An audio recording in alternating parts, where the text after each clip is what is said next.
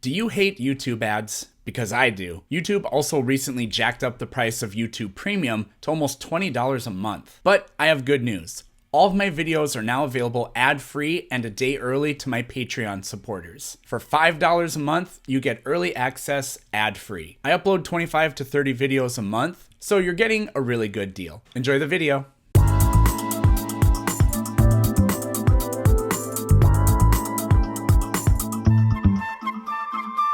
I want to go back to the first question because you responded that you do believe that science is self-correcting. Do you not, or do you believe that that is circular? How would that be circular? Well, if science is self-correcting in that respect, by the kind of general understanding of self-correcting, then I guess it can never be wrong, right? That's literally... So science has proven prior scientific ideas to be false, therefore it can never be false. Like, think about what Well, you're saying. well, I mean that is literally circular. If it's proven That's not itself, if it's circular. pro- if it's proven itself to be wrong, then how could it ever be correct ever? Okay, that's very different from what you said earlier. You said It's science still can never be circular. wrong, and now you're saying science can never be right. So, It's the what's same your thing. actual argument? It I mean, it's the same thing. If it can never be wrong, right? So say for example, up there you got evolution is true. Yep, If because it science is. can prove it's okay, Yep. if science can prove itself to be wrong, if science one day proves itself that evolution isn't true, which could happen, right? Yeah, it's theoretically possible. Science is not dogmatic.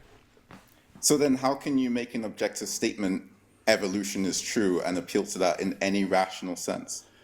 So for some reason, it seems like you're thinking that the only thing that can be true is something that is 100% true and is, I don't know, perhaps like irreducible and requires no further explanation.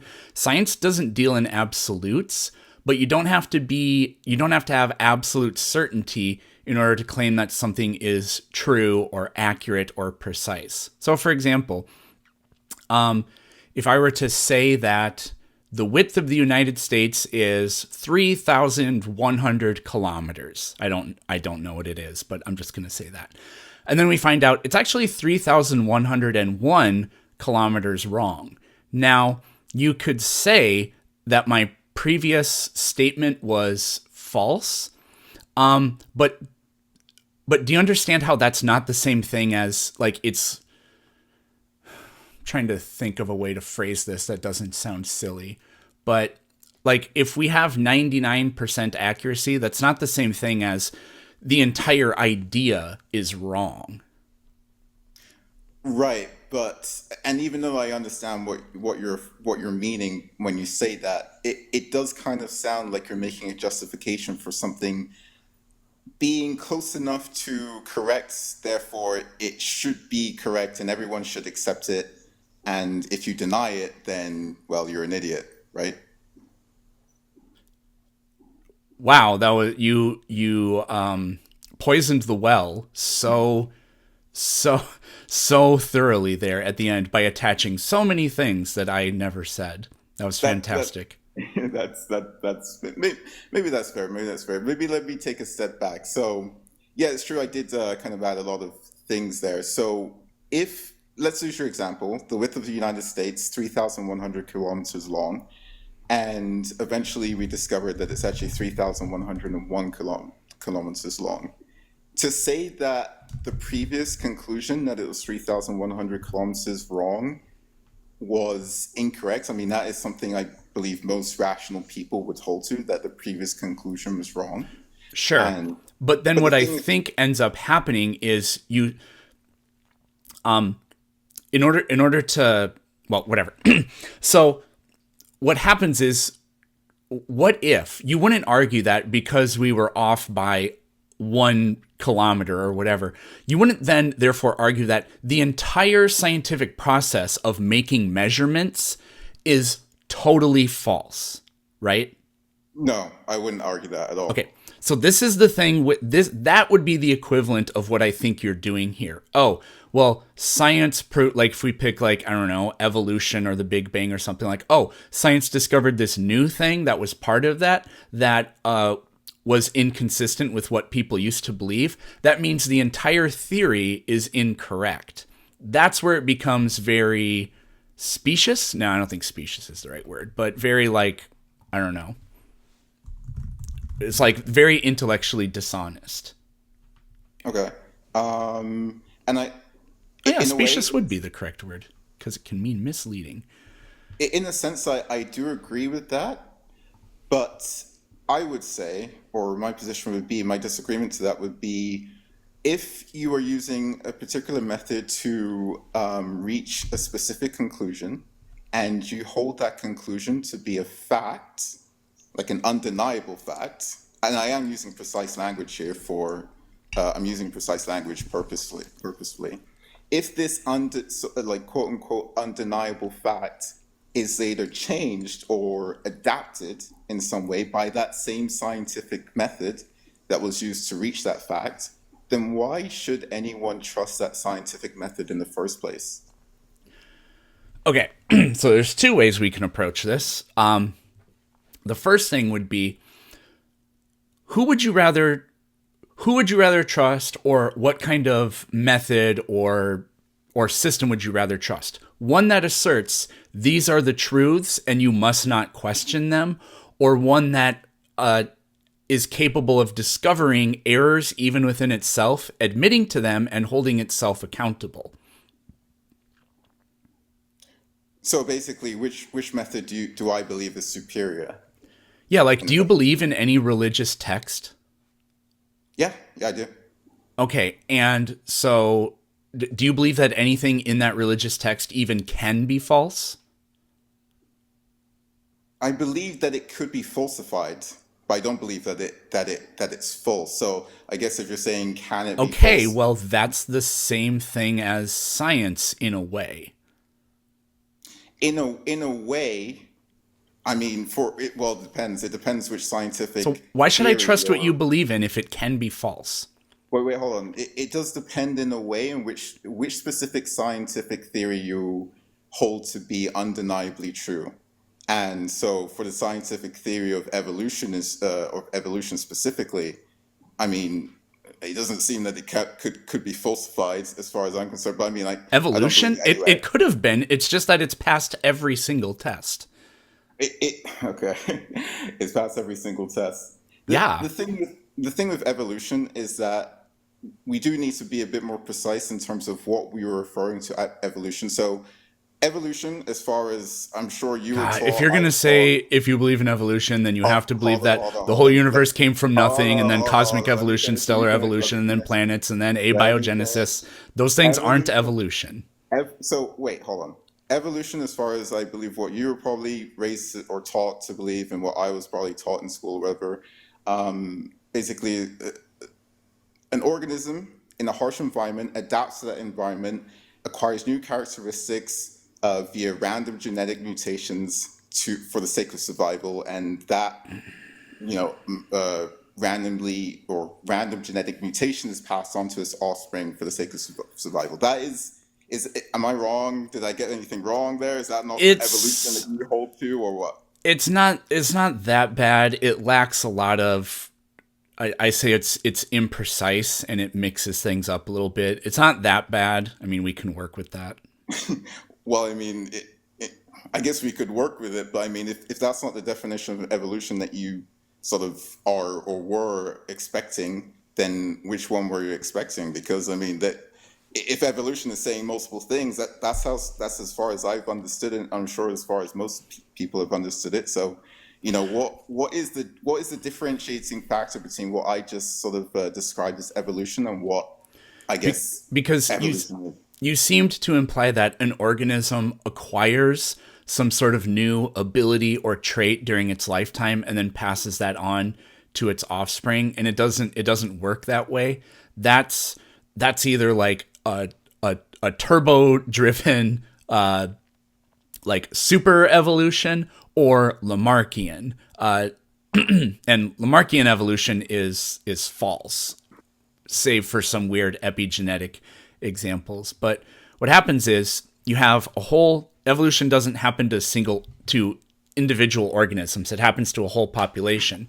Because in a population, most of the individuals are pretty similar, but some are at the tail end of certain extremes. And that can be for any characteristic that they have. Now, some of them are better suited for that environment, which means statistically they're more likely to live longer and play pelvic pinochle with members of the other species more often, and then have more offspring. And those offspring are going to, by and large, be like them, right? Right. But those kinds of changes are subtle and incremental. It's not the case that one day, like we say, for example, birds are the descendants of theropod dinosaurs. It's not the case that one day a velociraptor laid an egg and inside that egg was a chicken, right? It happens so gradual that it doesn't ever just happen. Right. And I guess But this is where over we got to. vast periods of time, species become completely different species. So, so I mean, when you just said over the vast period of time, species can become more species. Maybe I butchered that, but that was what I heard. Why, when you say it's testable, how is that specifically testable if, Sure. that vast period of time we actually weren't even really there to measure what happened or took place over that vast period of time? Nobody thinks you need an eyewitness to actually prove that something happened. You just need evidence. And actually, what we know is eyewitness testimony is the most unreliable form of evidence, like with respect to a court of law, which is interested in proving what happened. So, if evolution has taken place, then what would the evidence look like? Well, for one, all life on this planet would be related. Now, if you wanted to falsify evolution, now that idea stems way back into the 1800s. So if you wanted to falsify evolution, then what we would need to do is figure out, how do you actually test if two things are related? And then eventually in the early 1900s, we figured out how to do that. And now we've sequenced countless genomes. And what we find is not only is everything related, but the degrees to which they are related are exactly what we would have predicted. All of the, like for us, we're most closely related to the great apes. And then we're slightly less related, but related more to the other primates than any other form of life on this planet, and so on and so forth.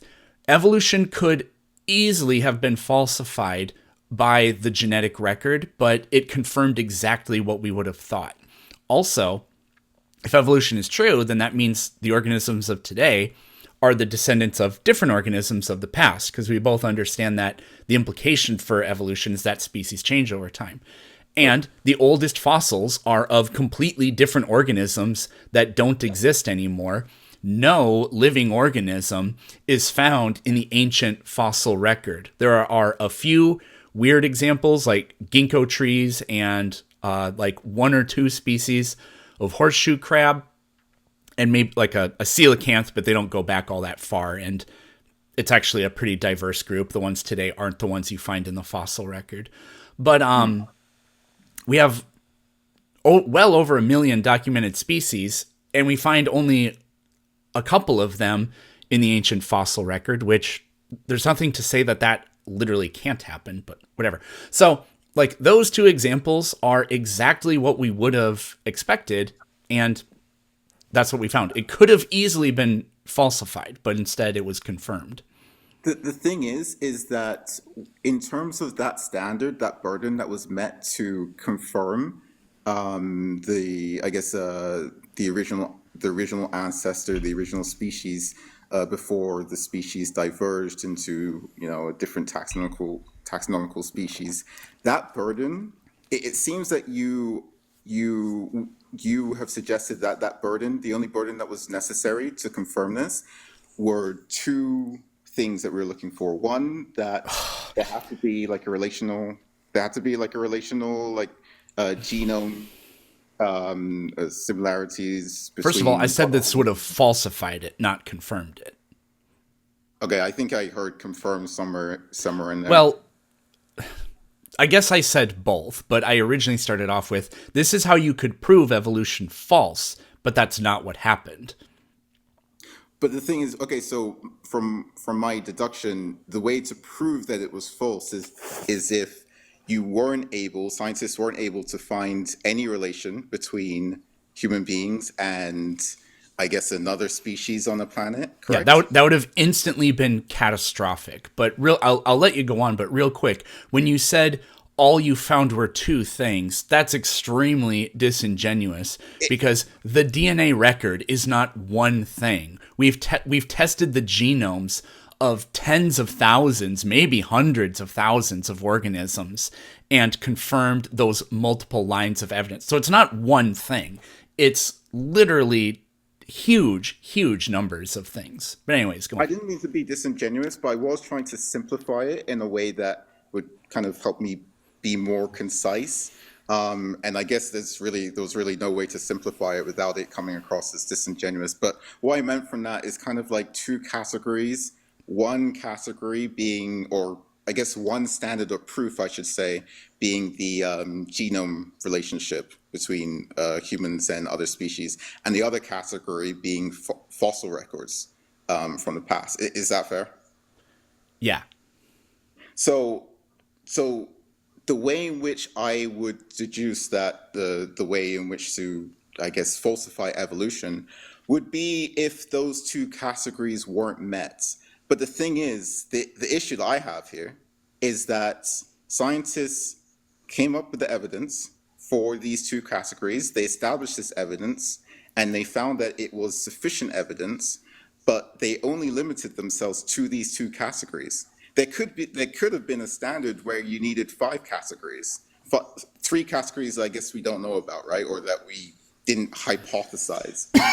But the things we haven't, we've suggested that these two categories are sufficient for evolution to be true and undeniable. But the point I'm making is that But this buddy, standard the is DNA not thing, objective. you're saying that that's not objective? I'm saying it's not sufficient for me. Why?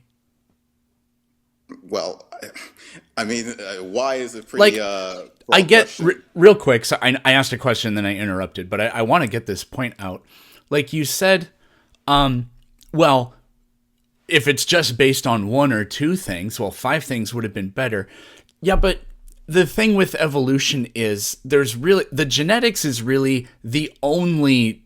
I would argue it's basically the only thing you need. The fossil record is extremely good as well because the the genetics is the perfect test for confirming the idea. It's exactly like you would never say that, well, I know that the DNA showed that this guy is the father, like on the Maury Povich show or whatever, but, shouldn't they test like 10 other things? Like, no, everybody knows that the DNA can't be a coincidence. I mean, it's just absurd to to argue otherwise.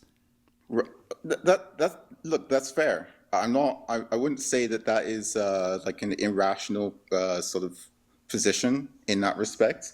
Sure. So, in respect to the DNA evidence, since you seem to be appealing to that as the sort of most reliable evidence that there is for evolution, I mean, as far as I'm aware, and you can correct me if I may be mistaken, but the evidence in regards to this specific category is that human beings and our closest relatives, which would be apes, right, Yeah. share about, what is it, 98.2% DNA exactly. Well, us and chimps, it's 98.6. And then I don't remember, we're less related to gorillas.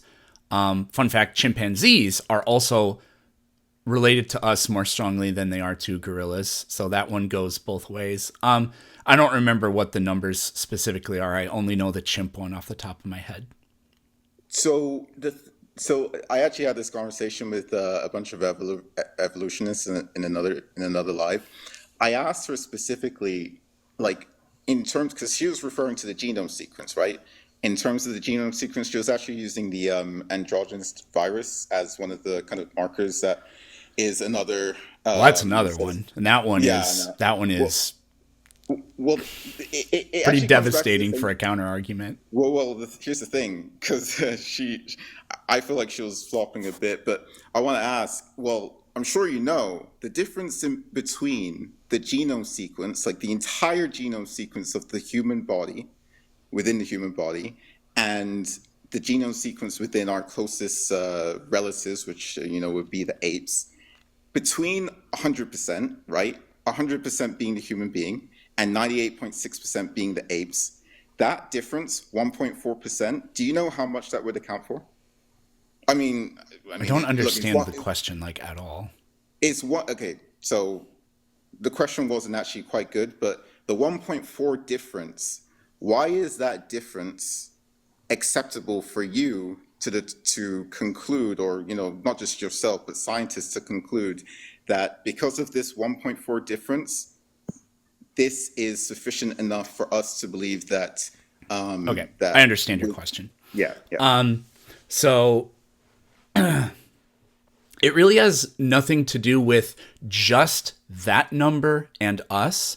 Like the argument isn't, well, yeah, if it would have only been 95%, then we would have said it's false. Or if it would have only been 90%, then we would have said it's false. That's actually not the argument. The argument is, I think I said this earlier, we get these perfect like correlations, or people like to call them nested hierarchies, right?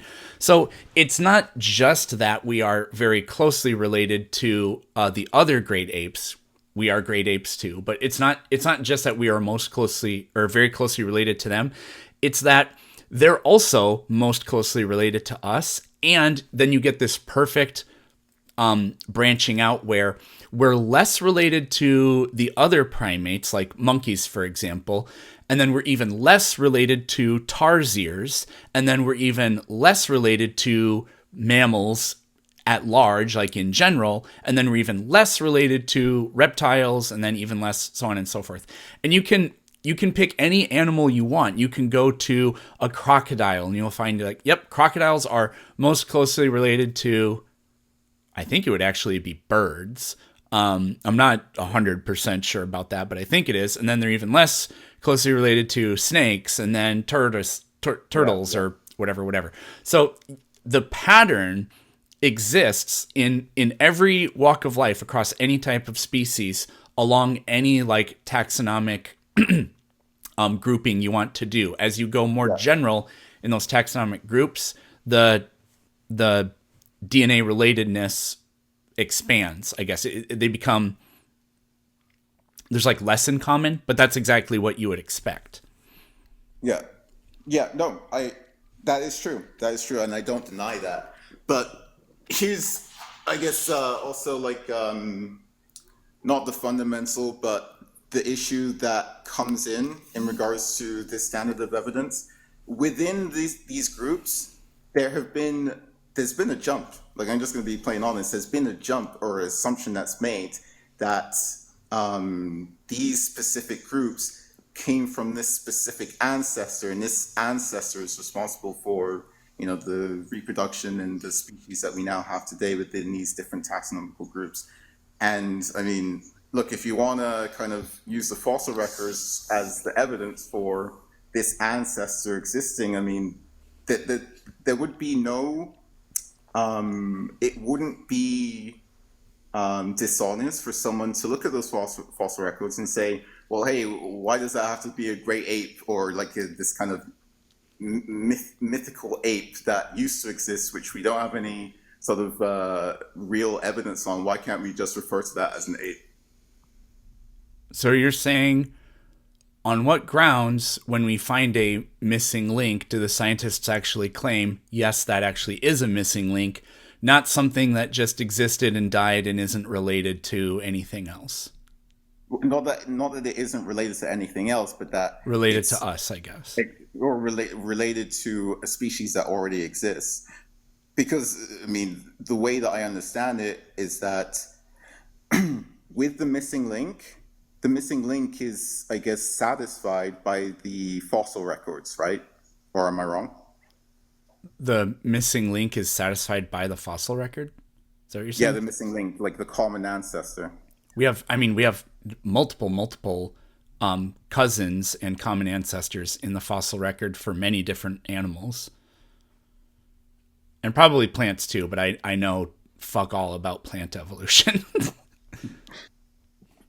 But the point is, the point I'm making is that the sort of among the species that we have today, which we can group in taxonomical hierarchies, the original organism within that taxonomical hierarchy that doesn't exist today, right? The common ancestor. We don't see the common ancestor walking around on Earth today, and we don't have any Yeah, sort it's of extinct.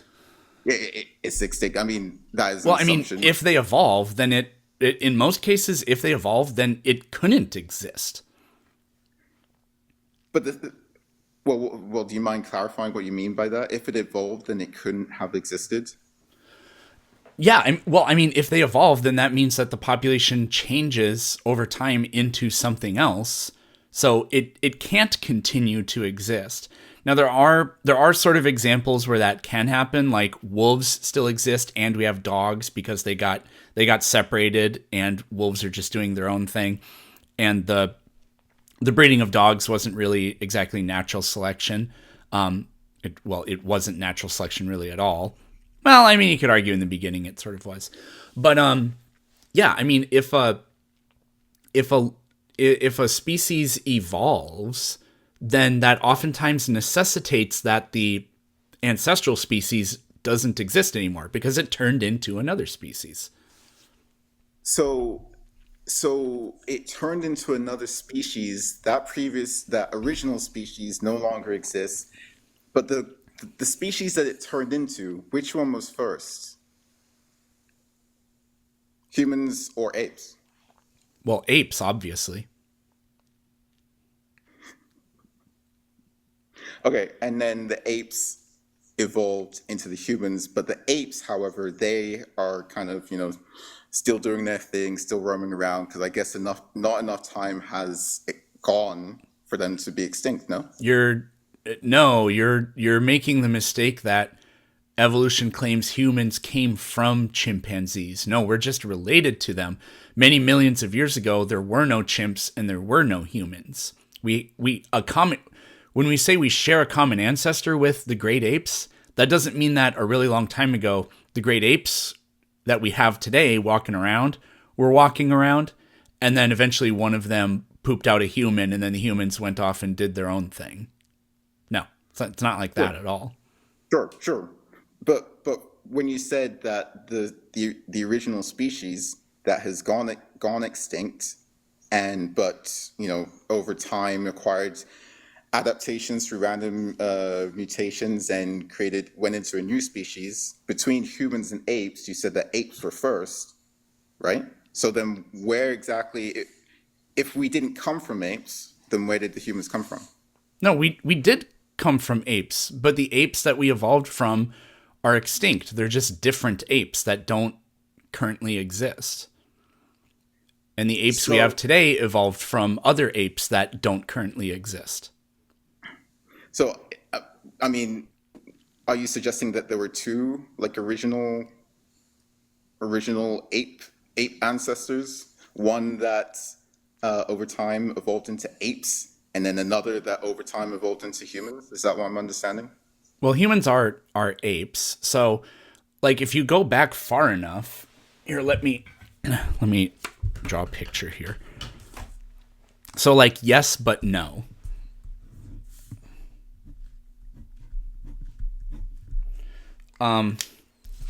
So like these are typical diagrams that you see for like evolutionary branches. So down here would be a very, very ancient ape that all great apes today are related to. Us, orangutans, gibbons, chimpanzees, gorillas, whatever. Now, there are all these branches that gradually form their own branches. Like the gibbon separated from all the others back here. And then later on, the orangutan separate the orangutan group separated from the other apes up here. The most recent divergence was the human chimp one, but it's not the case that this thing that was down here is the same thing that's up here before this branch happens. No, this line is evolving too. It's a different species all the way up this line too. And then eventually it's split into the human and the chimp one. So you could say that, what the hell? Sorry, my stupid TikTok thing, it made me verify that I'm a human. So you could say that this split way back here, a really long time ago, is the split that eventually gave rise to, it split off the human from the other apes, but it also is the split for many of the other apes as well. So hopefully that made sense. I did my best. You did do your best, but Okay. with that diagram, that one vertical line where it's just kind of consistent, that line basically represents the common ancestor, does it not? No. Well, it represents a different common ancestor every time there's a branch, because when there's a branch, what that means is you have a population, but then it splits. So the one goes over here. Now it looks like that one, the way it's drawn, it looks like that other one continues and it's not changed. But in reality, that's not what happens, because it would actually be better to draw it vertically and then have it split like that to indicate that every time it splits, the right and the left half are different and they're not the original one. It's just that doesn't fit neatly onto papers usually. Well, yeah, I understand your point, but in that respect, then wouldn't that suggest that you wouldn't be able to determine which species came first between apes and humans, or between the gibbons and the chimpanzees? No? I don't understand why that would be a problem. If you had enough fossils, you could determine it, or you can determine it with the genetic record.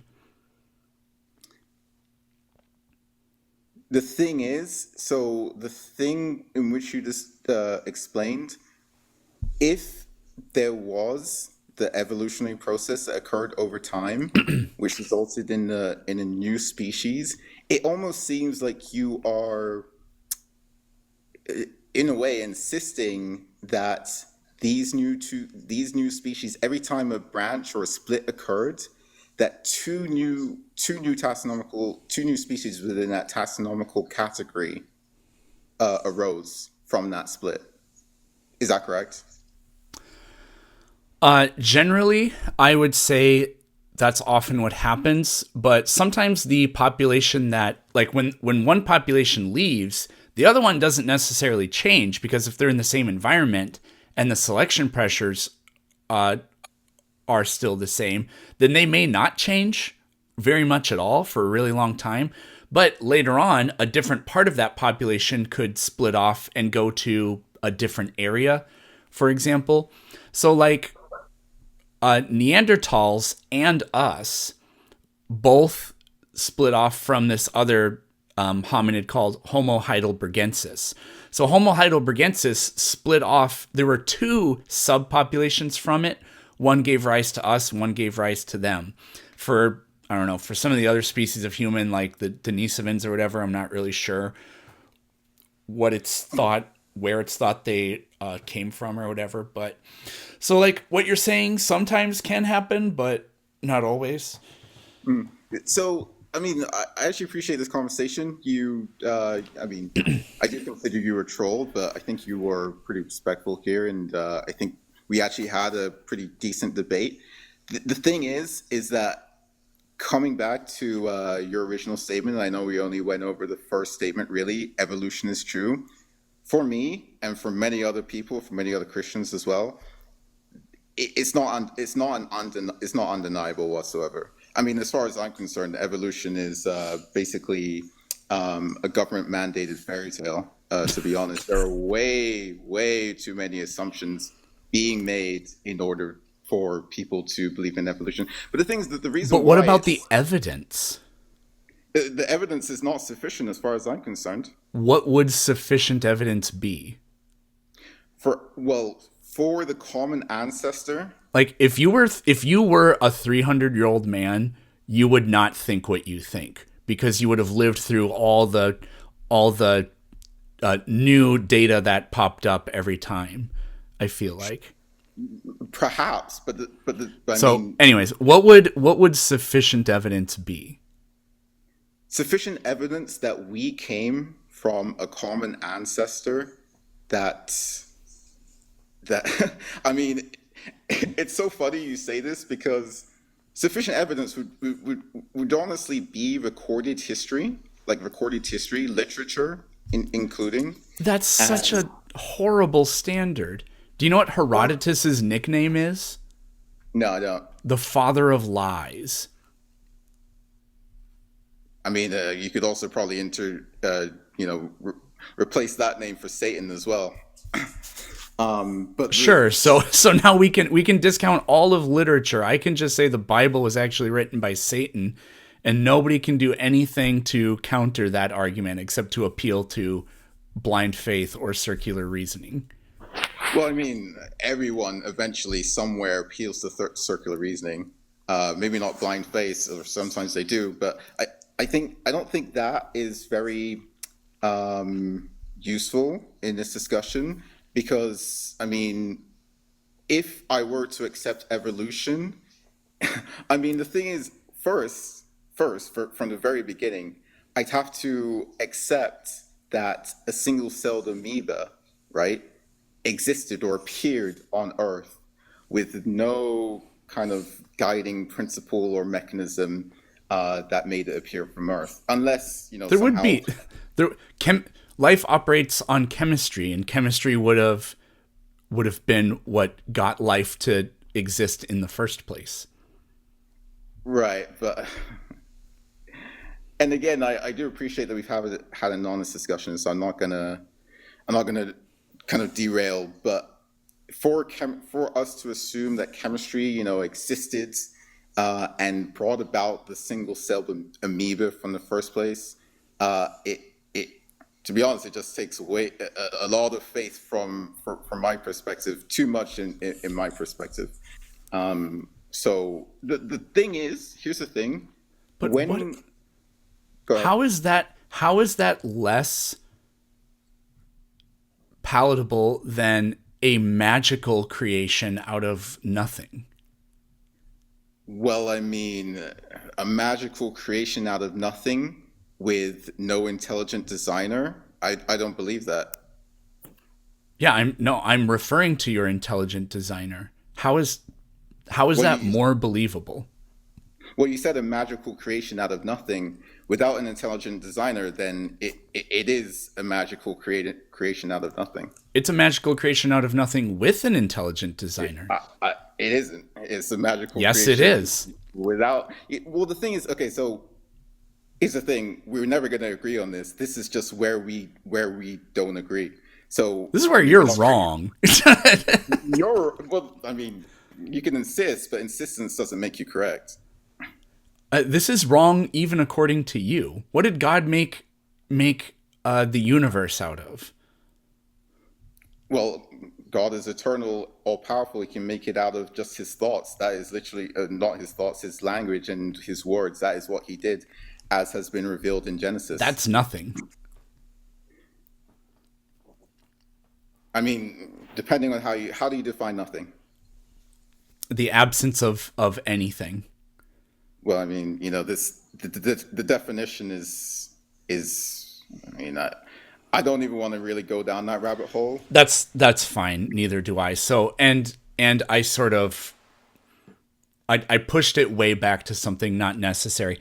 But God took some clay and then breathed life, whatever that means, breathed life into the nostrils of Adam and formed a fully formed human being. How is that less believable than chemical systems evolve into replicating cells?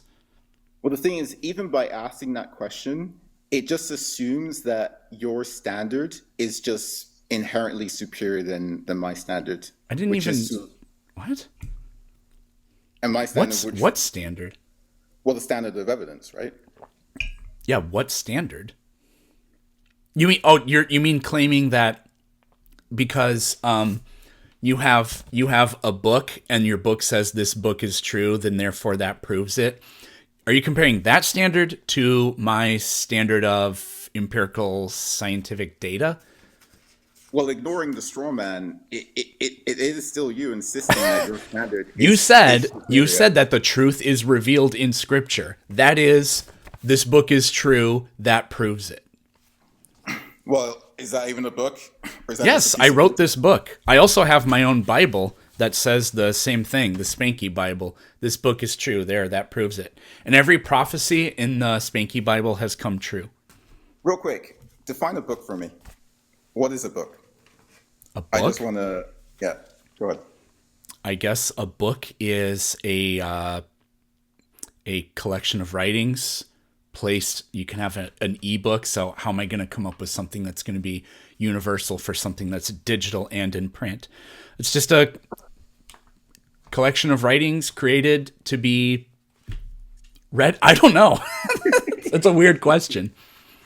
Well, even What in is that, what is this? What is that? Me not being able to tell you what a book is, that would prove. it wouldn't prove anything. But Okay. I was curious if you kind of had a specific definition or not. Not really. So not really, huh? Okay. Well, yeah. Well, the thing is this was a good discussion. Again, I think it still hinges on the insistence of you being right, and me being wrong. So, we're Well, not, I don't think I've we're been really going to meet each explaining other. to you the evidence. Is all I've done this entire time. That I've is, given you rational justifications for why I think this proposition, evolution is true, can be supported. And I used the exact same standard that anybody would use to justify anything, apart from religious beliefs, which are just said to be divinely inspired or personally revealed or whatever.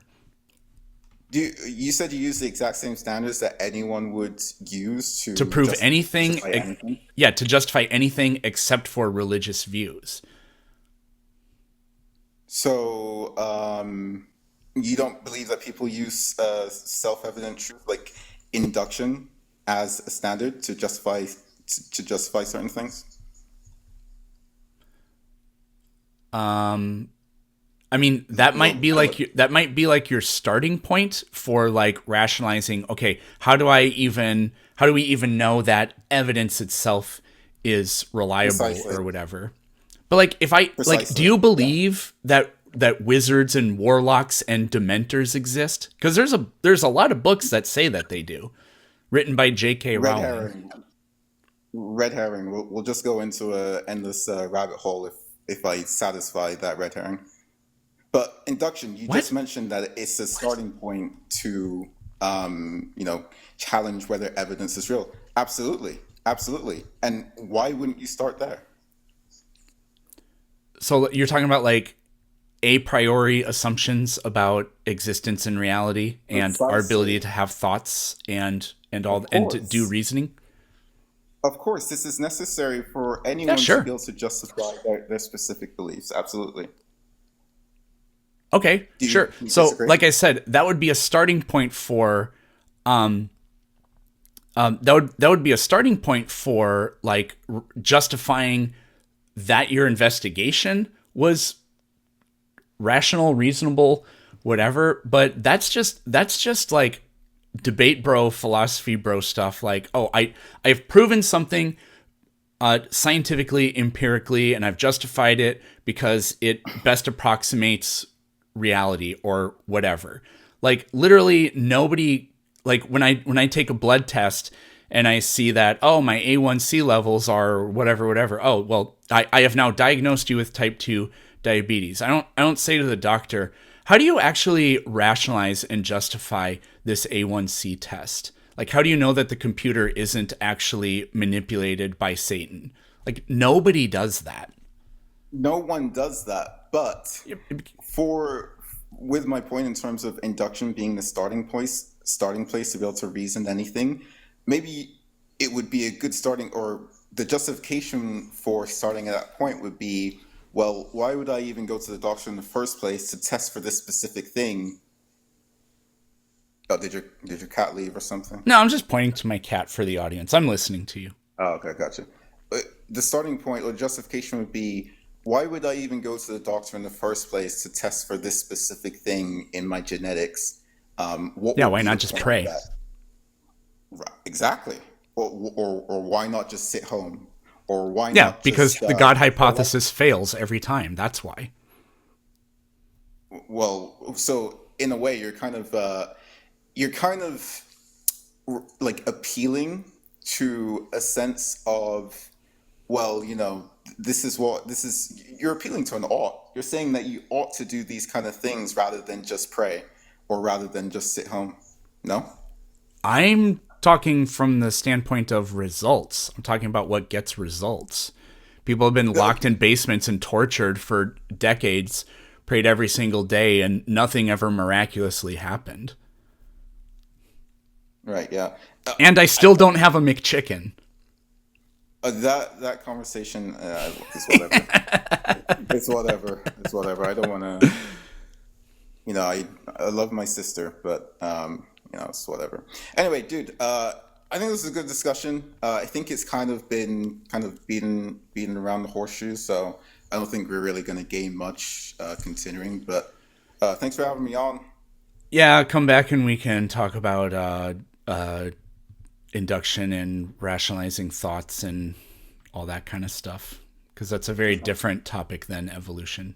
I But agree. yeah, Yeah. All right. See ya. Bye. later.